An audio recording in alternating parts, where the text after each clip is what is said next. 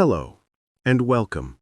My purpose here is simple: to help you find your way to sleep. You can relax now, knowing you are in the right place. Consider this my area of expertise, and I am certain you will feel its effect. I have a feeling you will want to return here night after night, and I encourage you to explore all the different journeys we offer to find the ones that speak to you. Just one final thought before you begin to drift away. If you could take a quiet moment now to subscribe and like this video, it would be greatly appreciated.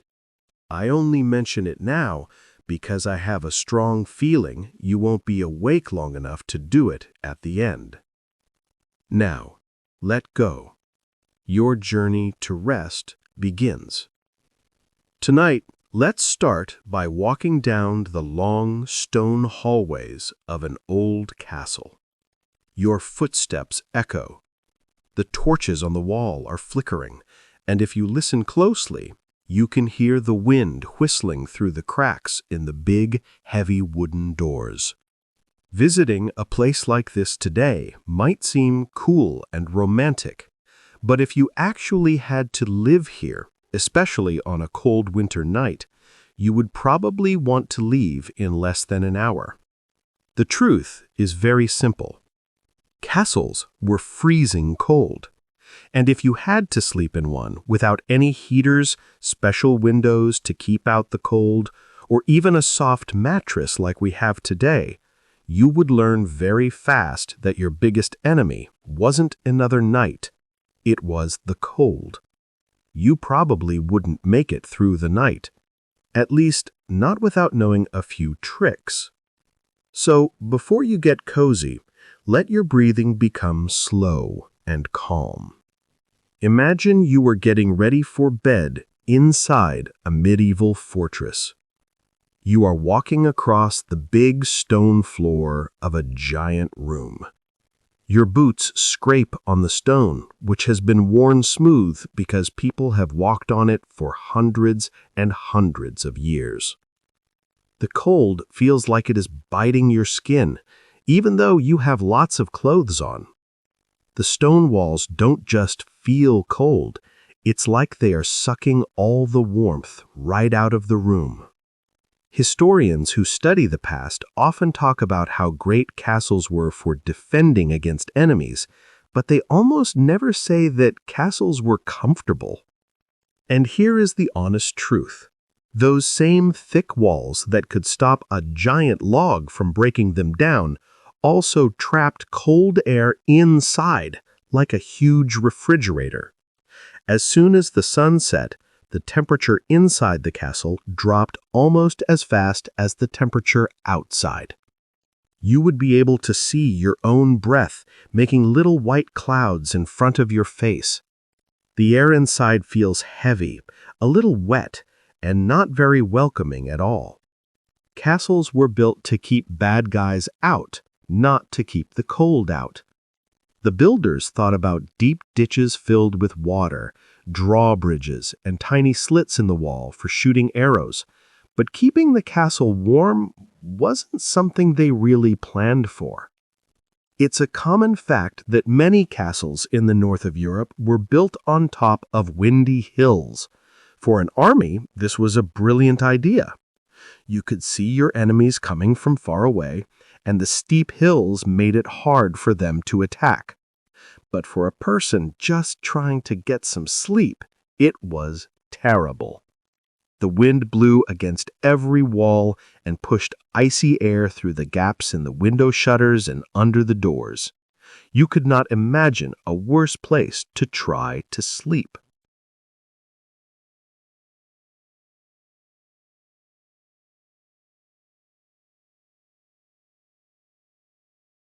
You might think the fireplaces would help, but they didn't. Not really. Even a huge, roaring fire in the main hall only warmed up the small circle of people sitting right next to it. As soon as you moved away from the fire, it became cold again. By the time you walked to your bedroom, the room could feel more like a cold basement than a place to live. Now, here is a strange little detail.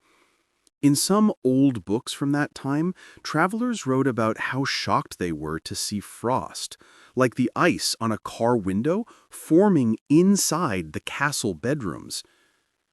Imagine waking up and seeing tiny icicles hanging from the curtains around your bed, or finding that the water in your washing bowl had frozen into a solid block of ice.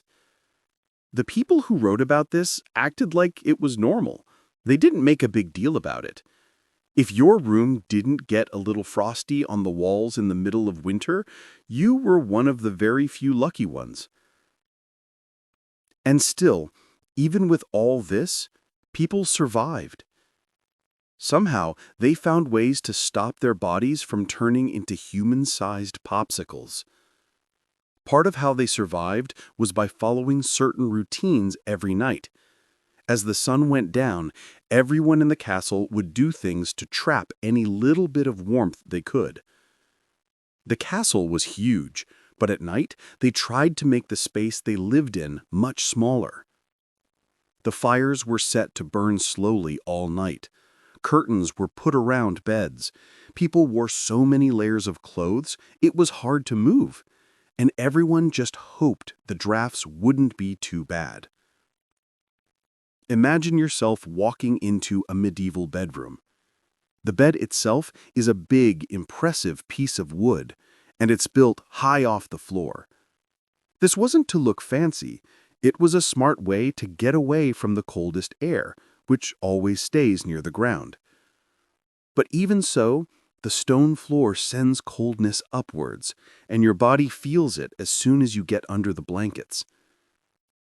Historians who study this stuff still argue about it. Did castles get more comfortable over the years, or were the stories about cozy kings and queens just made up later on? Some think that the big, thick tapestries, like woven pictures, that they hung on the walls really did help to make rooms warmer.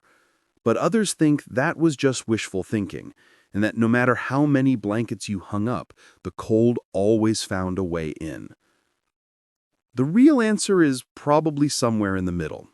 Things got a little better over time, but it was never truly comfortable. You lie back in this bed you're imagining. The wooden frame creaks, and the mattress, which is filled with straw, rustles underneath you. Outside, the wind howls against the castle's high walls. The only light comes from a tiny oil lamp flickering beside the bed, and even it looks like it's having a hard time staying lit. Your toes are already starting to hurt from the sharp cold, even though you're still wearing your clothes from the day. And then you start to hear the sounds of the castle at night. The far-off echo of a guard's boots on the stone floor as he starts his shift. The creaking sound of the wooden roof beams as they get colder. A dog barking somewhere in the courtyard, its sound muffled by the thick walls.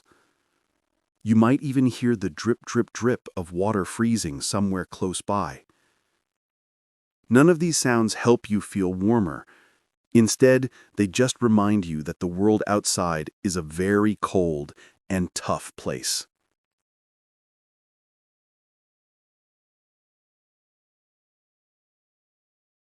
It's easy to picture the rich nobles being all warm and cozy, while the poor peasants were freezing in their little huts. But here's a funny secret. Sometimes the peasants were actually warmer. Their houses, made of wood and a type of clay mixture, could hold the heat from their small fireplace much better than a lord's giant, empty-feeling stone room. A single fire in a little hut could keep a whole family pretty warm.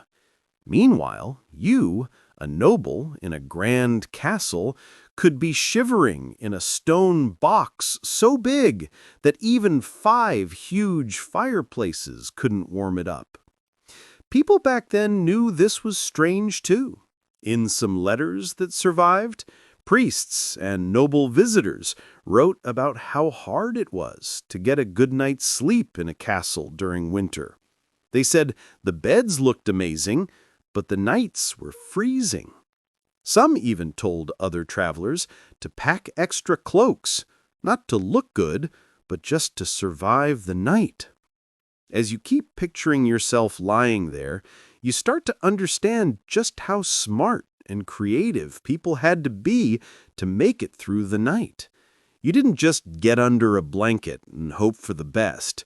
You put on layers of clothes, piled up animal furs, pulled the bed curtains tight, and sometimes you even shared your bed with other people or even your dogs.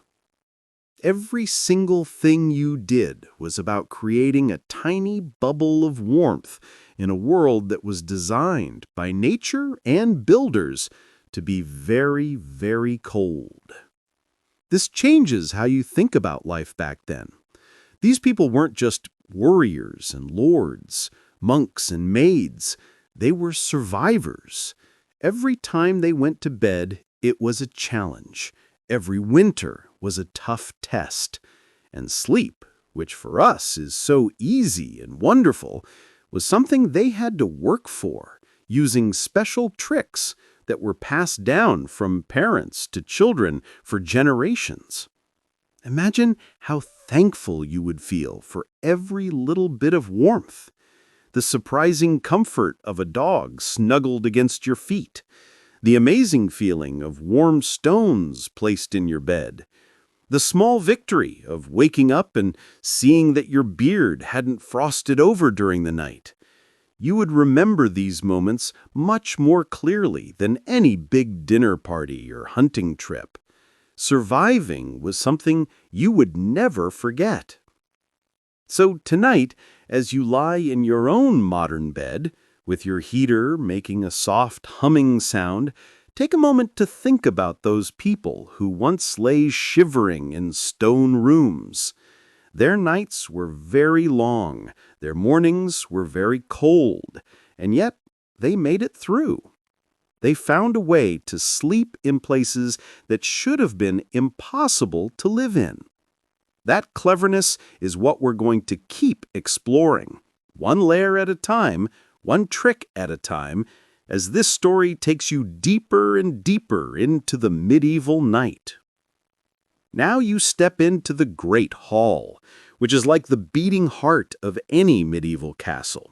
If the bedroom was a cold tomb made of stone and drafts, this place is at least alive with little flickers of warmth. Long wooden tables are set up across the floor, their surfaces shiny from all the elbows and cups that have rested on them. The air smells like roasted meat, spilled beer, wet wool, and smoke that seems to have gotten stuck in the ceiling rafters forever. The fire in the middle of the room is roaring brightly, a defiant square of orange heat, fighting against the dark winter night that is creeping in.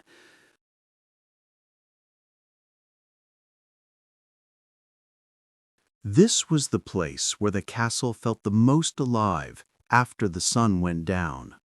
People came here not just to eat, but also to soak up as much warmth as they could before going back to their icy rooms.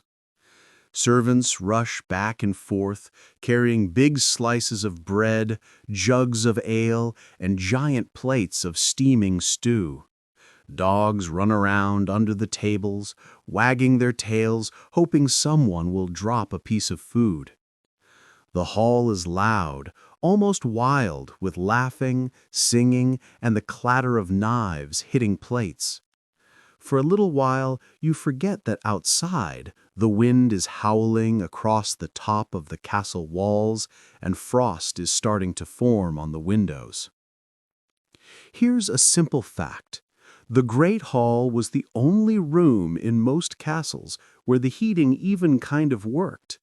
A huge open fireplace was in the center or at the end of the room, and in the winter, people were constantly adding wood to it. They would bring in logs, sometimes even whole tree trunks, just to keep it going. If you were an important person, you got to sit close to it, enjoying its golden glow, while servants or people who weren't as lucky shivered at the edges of the room. But here's the tricky part. Even in this giant room, the heat didn't go very far. The farther you sat from the fire, the colder the air became, until it felt like the walls themselves were breathing out frost. The heat rose straight up to the smoky ceiling, while the people on the floor had to wrap themselves in cloaks and huddle close together. The truth is, only a few lucky people were ever really warm. Everyone else just pretended to be. One funny thing that old writers mention is that big feasts were sometimes used as a clever way to heat the room. Nobles would plan their biggest parties for the coldest months because they knew that the body heat from hundreds of guests, plus the big fire, would make the great hall feel almost cozy. In some stories, it's even said that servants were told to stand closer to each other just to create extra warmth. You could say that having a feast was just as much about surviving as it was about celebrating. But the warmth of the hall didn't last forever. When the feast started to end, the musicians packed up their instruments and the guests slowly walked off to their beds. The fire was eventually allowed to burn down. The glowing red urns were like a last stand against the cold, and the shadows grew long on the stone walls. The heat that you had been enjoying all evening disappeared very quickly. In just an hour or two, the great hall itself would become cold and silent again. Imagine yourself now. You're waiting by the fire, not wanting to leave. You stretch your hands out to catch every last bit of warmth. The front of your body feels hot, but you can already feel the cold creeping up your back, reminding you of what's waiting for you upstairs. The smoke makes your eyes water and sticks to your hair, but you are still dreading the moment you have to climb the winding stone staircase to your room. Historians who study castles still argue about whether some of them had better heating systems for their great halls. A few think that special vents and chimneys helped to move the warm air around, especially in later years. Others think this is just wishful thinking, and that the way they built things back then simply wasn't focused on comfort. Most experts agree on the tougher truth. The Great Hall was only warm right next to the fire, and it was cold everywhere else. Even the sounds of the room reminded you that this wasn't a cozy cabin, but a giant hall meant to show power. Every laugh echoed, and every footstep was made louder, until the room itself seemed too big and too cold. And when the hall was empty, the silence felt heavy and scary, like you were sitting inside a sleeping giant. One of the most powerful images is the journey itself, the walk from the warm great hall to your cold bedroom. Picture leaving the golden light of the fire. You step into a narrow hallway lit by just one torch. The cold draft hits you right away. It's like a knife of cold air rushing through the arrow slits in the walls and the unsealed doorways. You can see your breath again. The warmth that you just soaked up in your bones drains away, as if the castle itself is feeding on it. This change, from a room of temporary comfort to the endless cold beyond it, was what medieval nights were all about. Sometimes nobles would stay in the Great Hall for so long that they practically fell asleep there. A bench with a high back pulled close to the fire could be used as a temporary bed. Servants or guards would often just collapse near the glowing embers instead of going to their own cold rooms. Sleeping near the fire meant you might get hit by a spark or bothered by smoke and noise, but compared to the icy stone room waiting for you, it was still a better option. Here's another interesting note from old records. Travelers often complained more about the walk from the Great Hall to their bedrooms than about the sleep itself.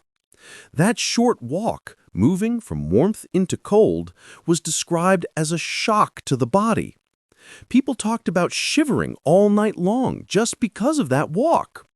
It's as if the castle was punishing you for even thinking you could be comfortable. The fading glow of the hall was a mental thing, too. You knew that once you left it behind, the night would be long and cold. The Great Hall wasn't just a room, it was a ritual, a gathering of warmth before giving in to the cold. Every torch that was put out, every cup that was finished, was another step towards a shivering night in bed. Even in the flickering candlelight, you can feel how temporary comfort really was. The fire that once roared now just whispers. A servant pokes at it without much energy, then gives up, leaving the embers to fade away. The sound of laughing and feasting is gone, replaced by the quiet groans of the castle settling in for the night. And so you reluctantly turn to climb that staircase, wrapping your cloak tightly around you. The memory of the warmth fades with every step you take. The glow of the Great Hall stays in your mind like a dream you wish could last. But your toes are already starting to feel numb, your fingers are stinging, and you realize that the rest of the night will be a battle for heat. That brief moment of warmth was what kept people going. The ritual of gathering, eating, and enjoying the firelight before the cold took over again. Without the Great Hall, the castle would have been impossible to live in. With it, people at least had a chance to remember what warmth felt like, even if it was just for a few hours. You climb higher into the main part of the castle now, away from the fading warmth of the Great Hall, and the air changes right away. The heat from the fire is gone, replaced by a damp cold that seems to stick to your bones. The walls are thick, thicker than any you've seen in modern houses. Sometimes 12 feet of solid stone separates you from the outside world. At first, that sounds like it would protect you. But here is the strange part. Those very walls that stopped arrows and war machines also trapped the cold inside.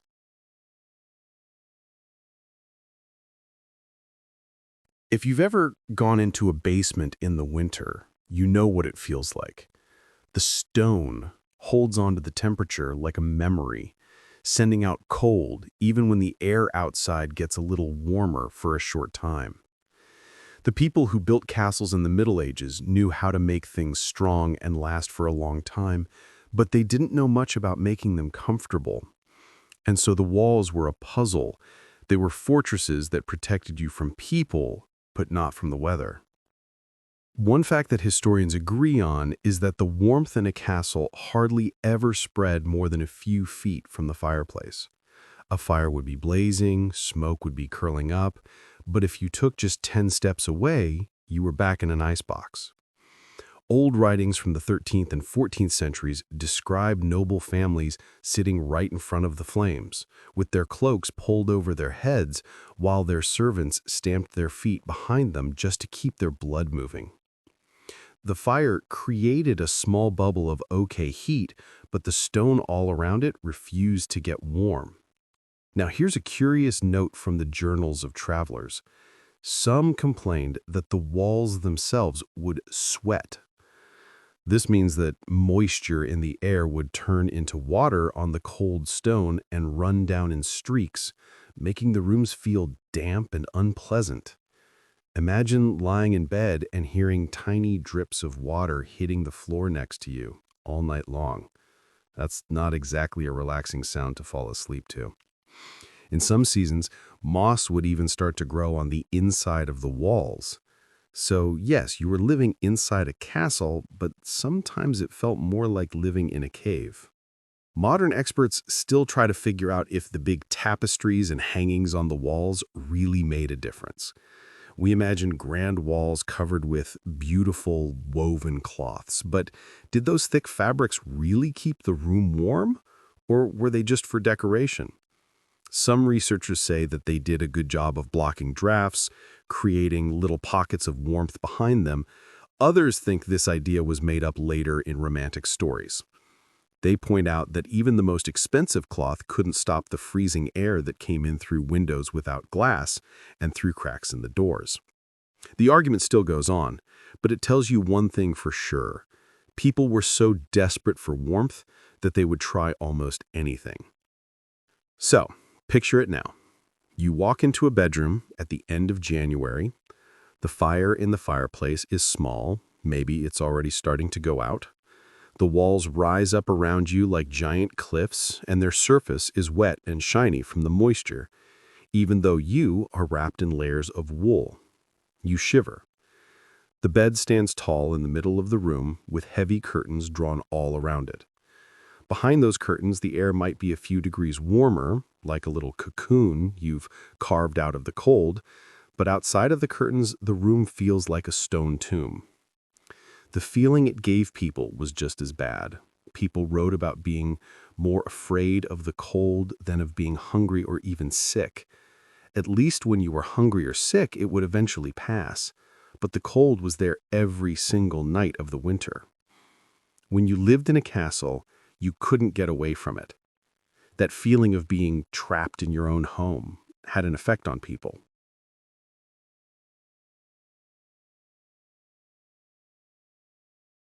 Imagine lying there, pulling the covers up tight, listening to the hissing sound of the wind as it sneaks through the narrow arrow slits. Your ears burn with cold.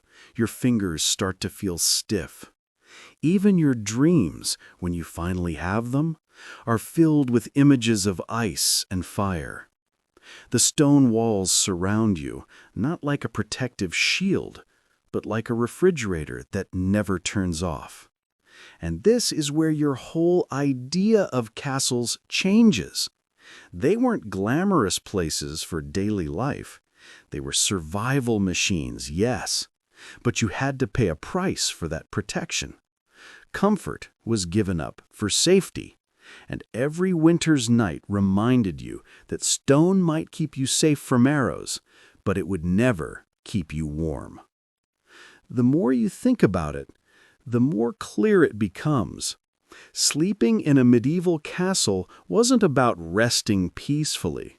It was more like fighting a small war against your surroundings. The enemy was invisible, but it was cruel. And the battlefield was always the same: your room, your bed, your own body. You shuffle across the floor of the room, and instead of soft carpets or shiny wood, your boots crunch on something much simpler: rushes, which are like long grasses spread all over the stone. These weren't just for decoration. They were a real attempt to make the cold floor a little softer, to soak up any spills, and, most importantly, to act as a basic kind of insulation. Old papers from the later Middle Ages talk about how people in castles would put down new rushes a few times a year, making a thick layer in the fancy halls and bedrooms. When they were fresh, they had a faint smell of the outdoors, like grass and earth, which was almost pleasant. For a little while, you might feel like you had brought a piece of summer inside. The rushes made the floor softer, quieted footsteps, and helped to keep any small amount of warmth near the ground. But this nice feeling didn't last. After a while, the rushes would start to smell bad. Scraps of food, spilled beer, and leftover bones from dinner would get stuck in them. Mice and bugs would treat the floor like their personal playground. If you're imagining a cozy, natural carpet, think again. By the end of winter, the rushes could be so dirty that one writer complained it was like sleeping in a garbage pile. What's really fascinating is how these rushes had two jobs. Yes, they trapped a thin layer of warmth, but they also soaked up the dampness from the wet stone floor. In a castle where water was constantly dripping down the walls, This was a big deal. Otherwise, every step you took would be on slippery stone and through puddles of freezing water. A strange little detail shows up in some old English household records. Sometimes herbs like lavender, rosemary, or mint were sprinkled in with the rushes. Part of the reason for this was practical. The strong-smelling plants would cover up the bad smell of rotting food scraps. But it also gave a little bit of comfort in rooms that were otherwise filled with the smell of smoke and dampness. Imagine getting into bed and smelling a faint hint of lavender underneath the strong smells of wet wool and wood smoke. It wouldn't make you any warmer, but it might make the night a little easier to get through. There's still a debate going on among historians who study old buildings about how much good these rushes actually did. Some say that they really did provide warmth by creating a layer of insulation between people's feet and the icy stone. Others say they were mostly just for show, to make things look nice and clean. They argue that most of the heat was lost through the walls and ceilings anyway. The proof is hard to find, so the question is still there. Were the rushes a real medieval way to stay warm, or were they just a messy habit that people pretended was a tradition?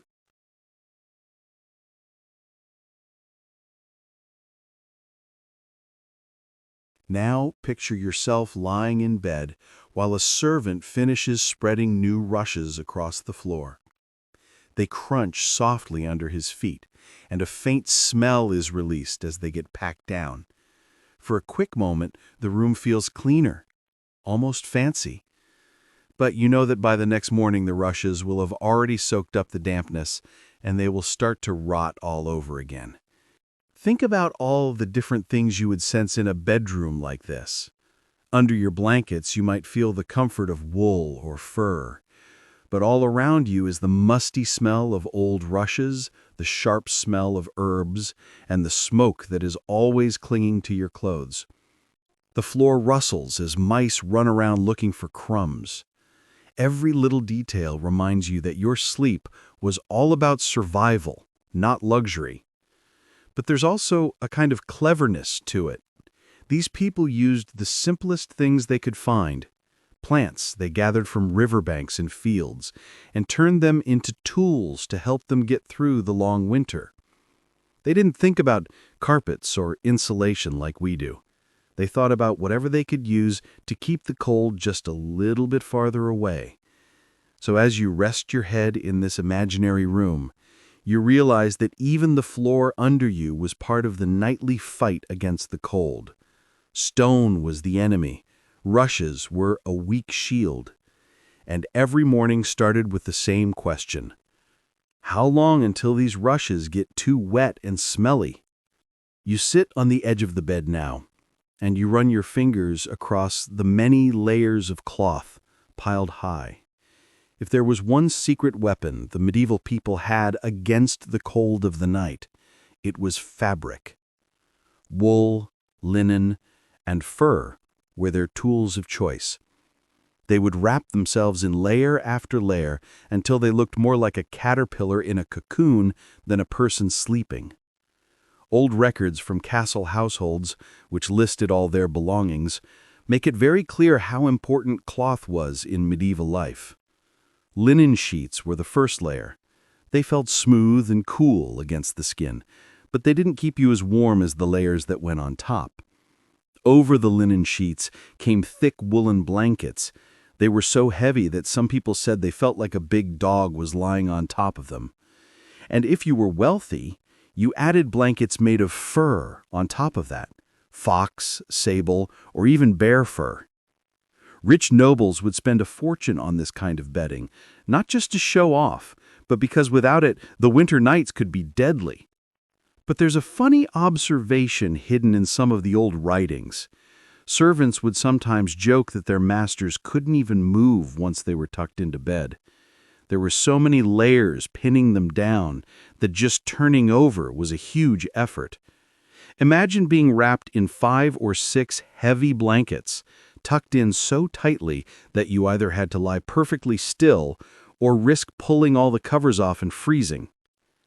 Getting warmth meant giving up the ability to move, and most people were happy to make that trade. Fur needs a special mention.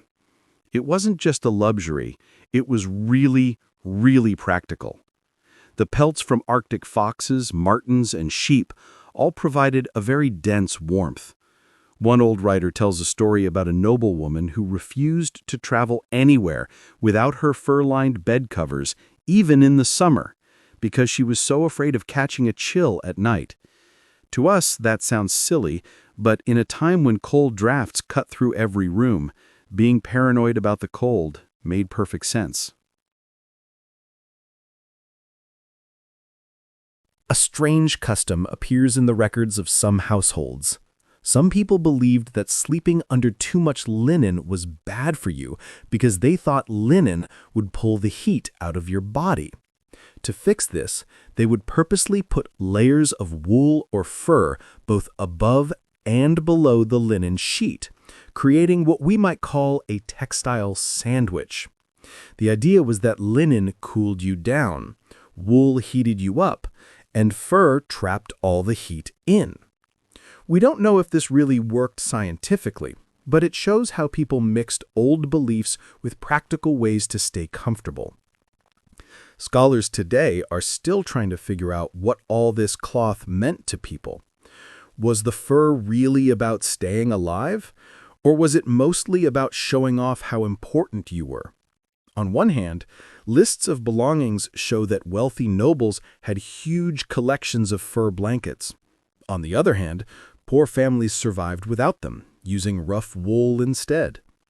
Some historians think that furs were mostly symbols of power and status. Others believe they were a necessary tool for survival in drafty castles.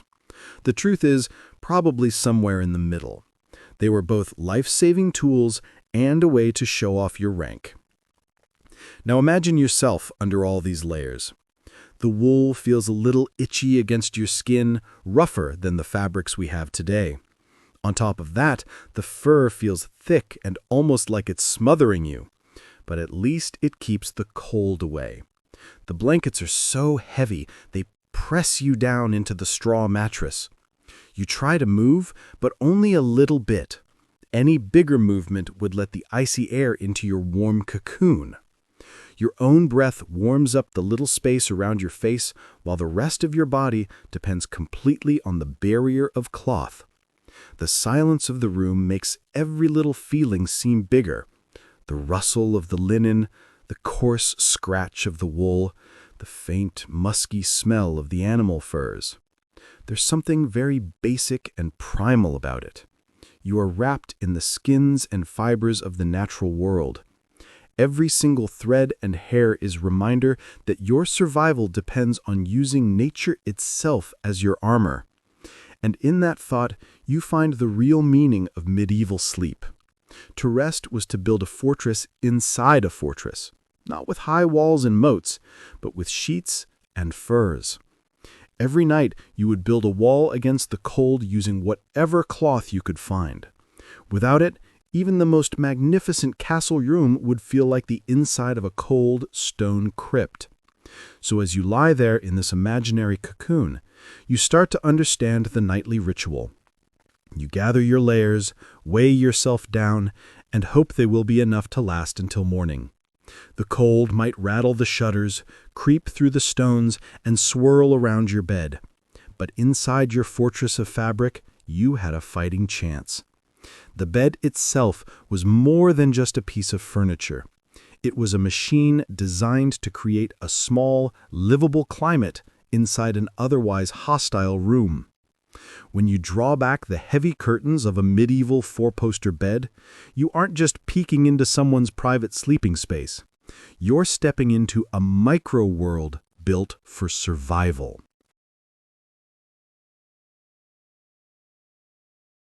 Detailed lists from noble households show how important these great beds were. Unlike the simple straw mats of peasants, these bed frames rose high off the ground as tall as a person, and were carved from strong oak or walnut wood. The posts stood like pillars, often with fancy carvings, and they reached up to hold a canopy. That canopy wasn't just for decoration, it was practical. By hanging curtains down from all the sides, you could trap your own body heat inside. It turned an icy room into something that was at least a little bit warm. Think of it like a medieval tent inside your bedroom. Once the curtains were closed, the difference in temperature could be huge. The heat from your breath, from your body, and from the thick bedding all collected inside this little space. In a drafty room where the temperature might be just above freezing, those extra few degrees could mean the difference between a miserable night and a night that was bearable. There's a well-known story about a French duchess who used to travel with her bed taken apart and packed on carts. Why would she go to all that trouble? Because the bed wasn't just furniture, it was life support. To sleep in a strange castle or monastery without your own canopy and curtains was to risk shivering all night long. A curious detail appears in some Old English records. The curtains themselves were sometimes covered in wax or lined with oiled cloth to block drafts even better. Imagine pulling those curtains closed. The fabric is heavy and has a faint smell of beeswax or tree resin. They didn't just block the cold, they also made it dark inside, blocking out sound and light, and giving you a sense of privacy in rooms that were rarely ever truly private. Modern scholars still discuss how effective these beds really were. Did they genuinely keep people warm? Or do the romantic stories we hear today make them sound better than they were? Old findings suggest that the curtains were thick and had many layers, so there's a good reason to believe they worked.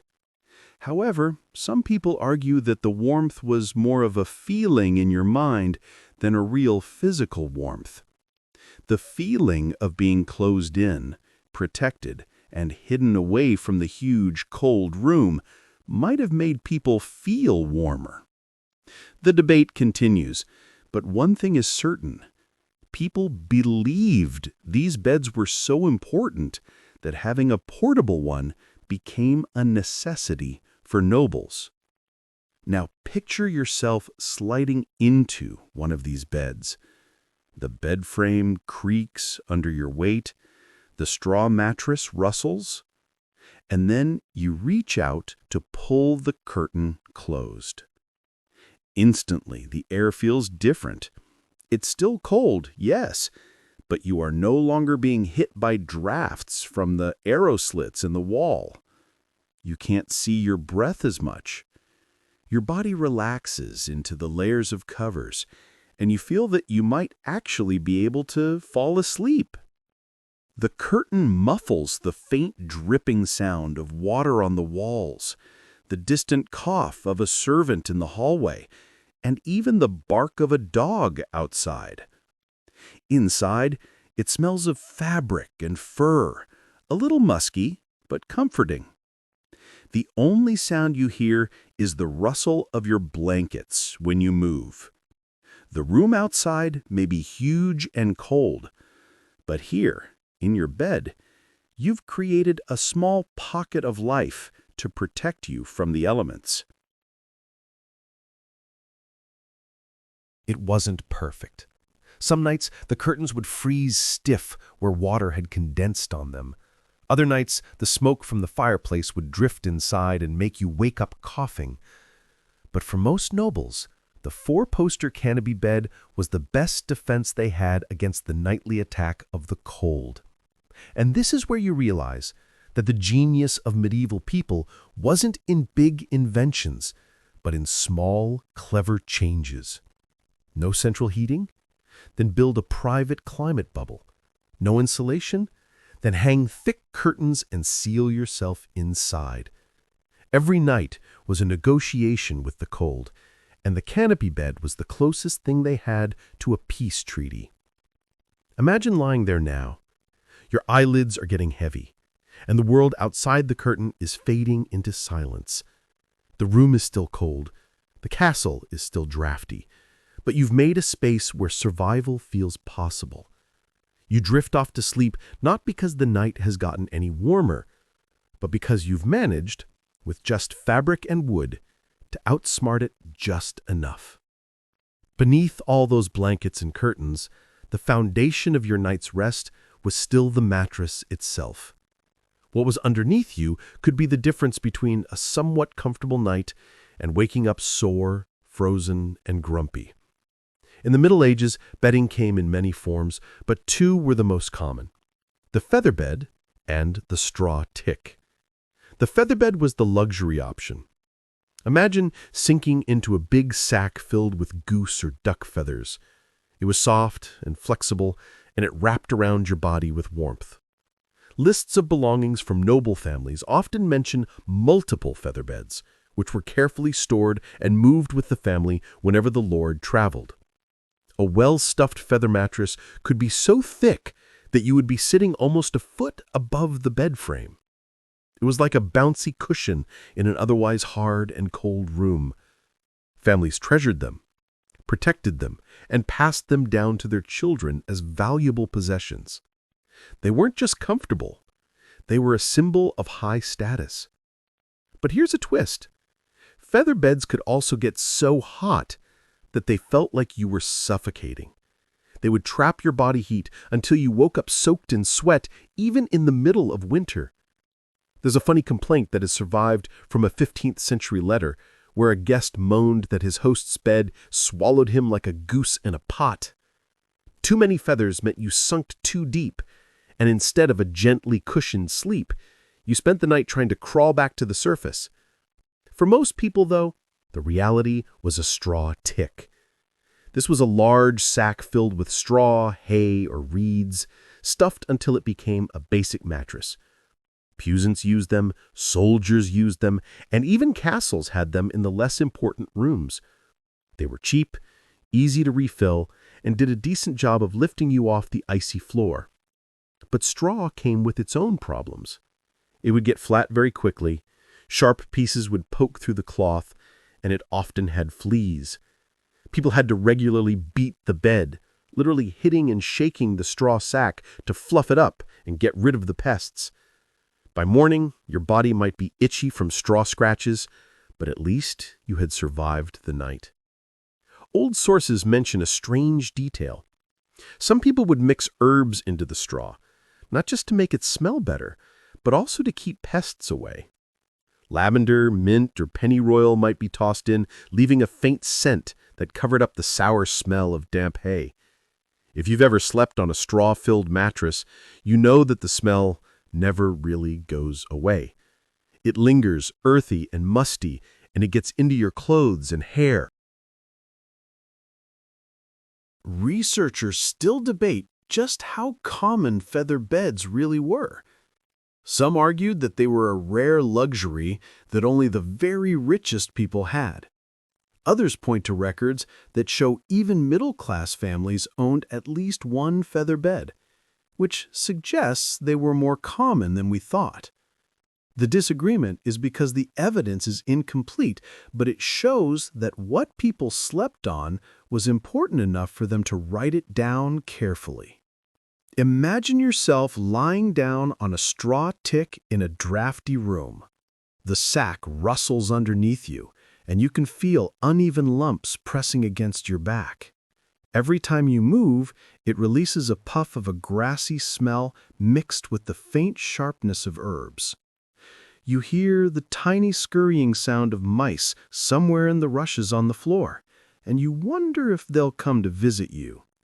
The blankets on top of you are heavy, but the straw underneath reminds you that comfort in this time was never something you could count on. Now, picture the other option, A feather bed in a noble's room. You sink deep into the softness, your body hugged by the down feathers. It feels amazing until the warmth becomes almost too much. The feathers shift and you roll into a hollow that holds you a little too tightly. You push at the blankets, trying to get some fresh air, but the curtains trap everything in. You fall back asleep anyway, knowing that even this discomfort is 1,000 times better than sleeping on straw. The choice between straw and feathers was like a mirror of the social ladder in the Middle Ages. To lie on feathers meant you were one of the privileged few. To lie on straw meant you were accepting what you had to. Both, however, were ways of dealing with the same problem, keeping your body alive in cold, unforgiving stone rooms.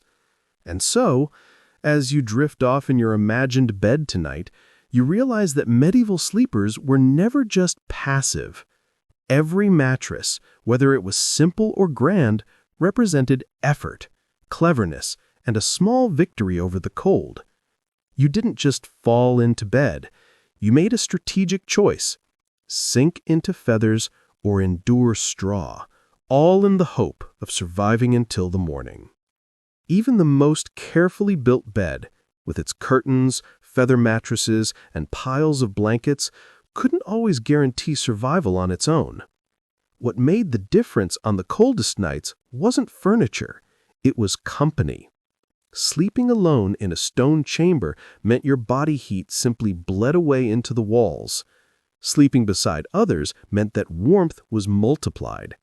Bodies acted like little radiators, pressed together in the dark. Noble families understood this, though they rarely talked about it openly.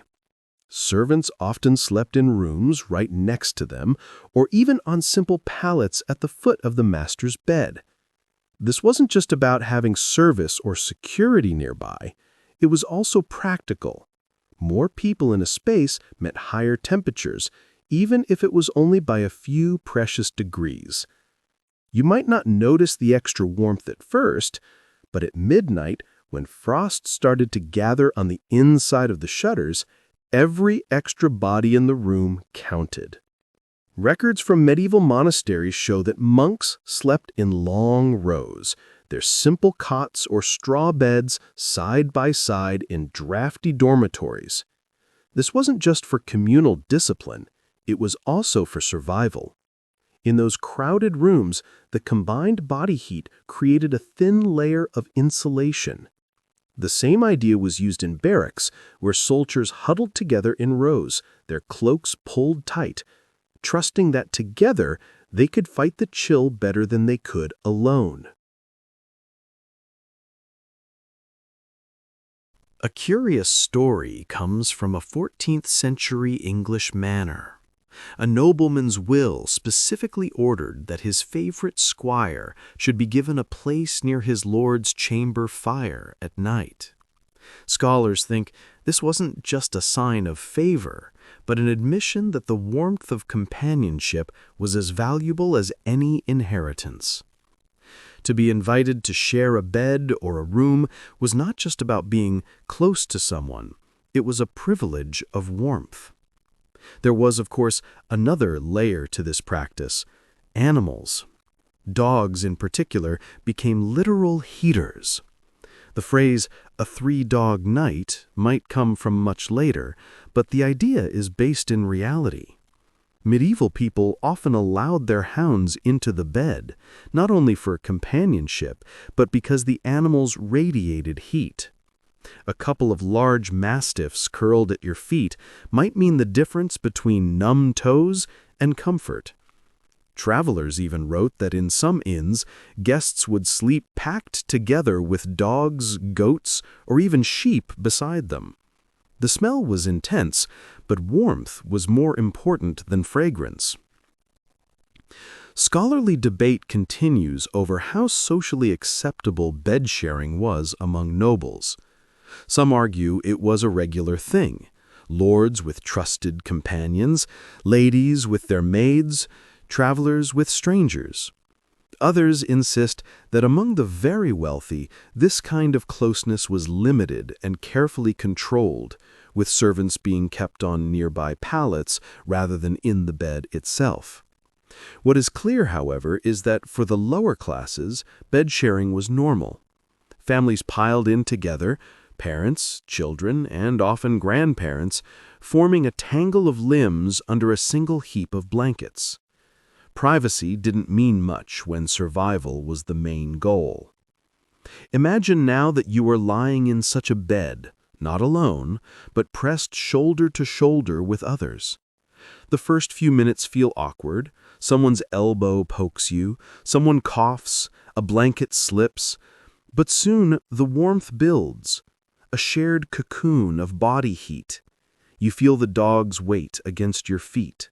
You hear the soft breathing of your companions, and slowly your muscles unclench. The castle may be howling with wind outside, but inside this little cluster, you almost believe in comfort. Of course, this had its downsides. Fleas and lice spread easily, and whispers in the dark carried secrets. But when you weighed those small annoyances against the risk of shivering through a sleepless night, the choice was simple. You chose warmth over dignity, companionship over being alone. To our modern minds, the thought of sharing a bed with servants, siblings, or animals might feel uncomfortable. But for the medieval sleeper, it was a survival strategy passed down and accepted as common sense. In a world of stone and frost, every extra body was a blessing. So as you pull your own blanket tighter tonight, think of those long-ago sleepers who faced the same cold but had fewer defenses. Their solution was simple: share what warmth you had and hope the night would be merciful.